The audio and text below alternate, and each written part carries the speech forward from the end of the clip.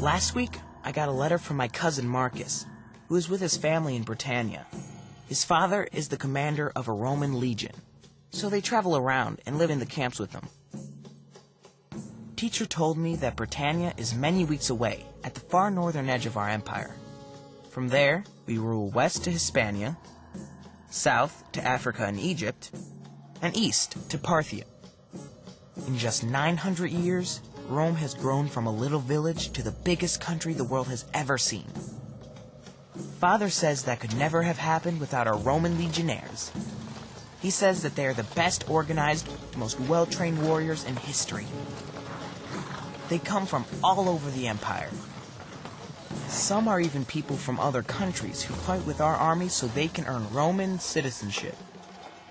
Every man has the most up-to-date equipment we can supply. Father says we are smart to borrow the best ideas from our former enemies.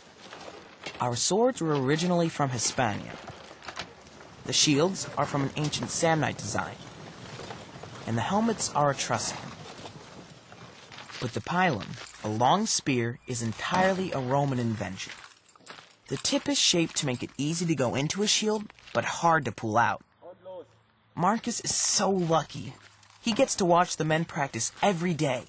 He says the pilum is hard to throw, but his father's men have the best aim in the entire Roman army. We have bigger weapons, too. The Greeks invented the scorpion, but our engineers made it more powerful and accurate. The harder the ratchets pull the rope, the farther the arrow can fly. My favorite is the ballista. Marcus says that it can launch heavy balls more than a quarter mile. I would not want to have to fight against that.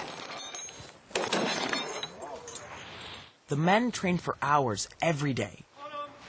They go on long marches with all their equipment so they can stay in shape. And they practice their battle techniques, like the tortoise formation. When the men rest, they tell stories about the battles they have fought, and Marcus writes to me about everything he hears.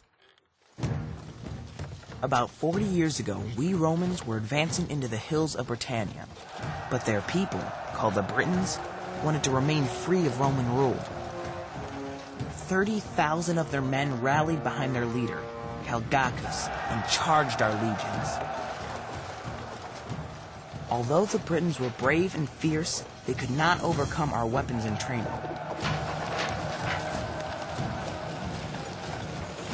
During the battle, they lost more than 10,000 men.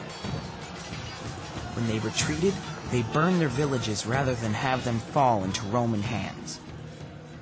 But Father tells me that it takes more than winning one big battle for our legions to succeed. They need to be very organized about other important things. They need a safe place for the men to live.